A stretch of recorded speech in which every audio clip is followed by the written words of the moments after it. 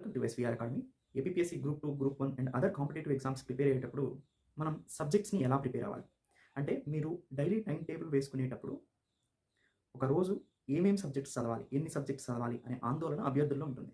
అయితే అండి, ప్రామాణికం మాత్రం ఎప్పుడైనా కానీ ఒక సబ్జెక్ట్ తీసుకోవాలి. ఆ సబ్జెక్ట్‌ని కంప్లీట్ అయ్యే వరకు ప్రిపేర్ అవ్వాలి. అలా చేయటం వల్ల ఉపయోగాలేంటి అనంటే, ఒకటి చదివిన ఫీలింగ్ వస్తుంది. రెండోది ఆ సబ్జెక్ట్ త్వరగా కంప్లీట్ అవుతుంది. మూడోది ఆ సబ్జెక్ట్‌లో ప్రతి చాప్టర్‌కి లింకేజ్ ఉంటుంది. కాబట్టి ఆ లింకేజ్ ఫ్లోని మిస్ అవ్వకోకుండా ఉంటారు. ఈ 3 ప్రయోజనాలు మీకు కలుగుతాయి ఇలా చదవటం వల్ల.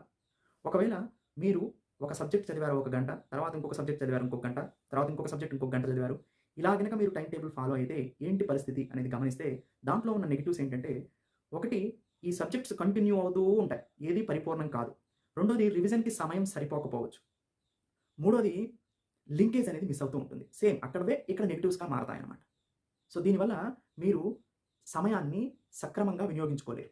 అందుకనే డెప్త్‌గా వెళ్ళాలి, లింకేజ్ రావాలి, అర్థం కావాలి అనంటే దీన్ని ఫాలో అవ్వాల్సిందే. అంటే ఒక సబ్జెక్ట్‌ని మీరు కంప్లీట్ చేసి నెక్స్ట్ సబ్జెక్ట్‌కెళ్ళాలి. మరి కొంతమంది అనుకోవచ్చు, ఇట్లా చేసుకుంటూ పోతే ఒక సబ్జెక్టే అవుతుంది కదండీ! రివిజన్ ఎలా చేయాలి? అంటే మీరు 2, 3 సబ్జెక్టులు చదివితే రివిజన్ ఉంటుంది కదా! అని అనుకోవచ్చు. కాదండి. ఒక సబ్జెక్ట్‌ని మీరు చదువుతారు కదా! దాంట్లో ఉన్న సారాన్ని నేర్చుకుంటారు మొట్టమొదటిగా.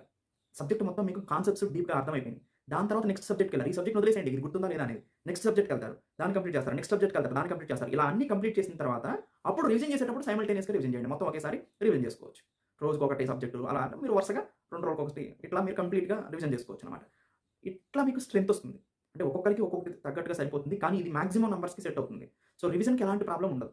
మొత్తం కంప్లీట్ అయిపోయిన తర్వాత సబ్జెక్టులు మీరు ఎట్ ఏ టైమ్ రాయాలి. ఇప్పుడు ఏదైనా గాని ఒకదాన్ని సంపాదించిన తర్వాత సో, మొత్తం ఇప్పుడు నేను వర్డ్ రాయాలండి. వర్డ్ రాయాలంటే ఏం చేస్తున్నా? ఏని కొద్దిసేపు, బీని కొద్దిసేపు, సీని కొద్దిసేపు ఇట్లా నేర్చుకోవట్లేదు. మొత్తం ఒకటి నేను అనేక రకాలు ఒక్కొక్కటిగా నేర్చుకుంటూ వాటన్నిటిని కలిపి నేను అక్షరమాలను తయారు చేస్తున్నా. వర్డ్ సెంటెన్సెస్‌ని తయారు చేస్తున్నా. ముందే మీరు సెంటెన్స్ చెప్పమంటే చెప్పలేరు కదా! సో, ముందు వర్డ్స్ రావాలి. దానికన్నా ముందు లెటర్స్ రావాలి. దాని తర్వాత సెంటెన్స్ అనేది ఫ్రేమ్ అవుతది. ఒక్కొక్కటిగా నేర్చుకుంటూ దానన్నిటిని కలపాలి లాస్ట్‌లో రివిజన్ టైమ్‌లో. అప్పుడు మీరు అన్ని సబ్జెక్ట్స్ చదివిన ఫీలింగ్ లాస్ట్‌కొస్తుంది. ముందు ఒక్క సబ్జెక్ట్‌ని కంప్లీట్ చేస్తూ వెళ్ళాల్సిన అవసరం ఉంది అనేది మనకు అర్థమవుతుంది. సో, దీంట్లో ఎక్కువ బెనిఫిట్స్ ఉన్నాయి. కంపేర్ టు రోజుని మీరు డివైడ్ చేసి ఈ సబ్జెక్ట్ ఇన్ని రోజులు, ఈ సబ్జెక్ట్ ఇన్ని రోజులు చదివేటప్పటికన్నా కూడా దాంట్లో ఎక్కువ అడ్వాంటేజెస్ ఉన్నాయి. అంటే ప్రాక్టికల్‌గా చూసినప్పుడు మనకు దాంట్లో ఎక్కువ అడ్వాంటేజెస్ కనిపిస్తూ ఉంటాయి. సో, మీ ప్రిపరేషను ఇలా చేయడానికి చూడండి. సో, దీన్ని కూడా ప్రాక్టీస్ చేయండి. అంటే నేను చెప్పిన పద్ధతిని మీరు ట్రై చేసి చూడండి. మీ వల్ల కాలేదు, మీకు నచ్చిన పద్ధతే ఫాలో అవుతున్నారనుకుంటే అలా అయినా ఫాలో చేయి. ఎలా అయినా గాని సిలబస్‌ని కంప్లీట్ చేయడమే కావాల్సింది. So, thank you. Have a nice day.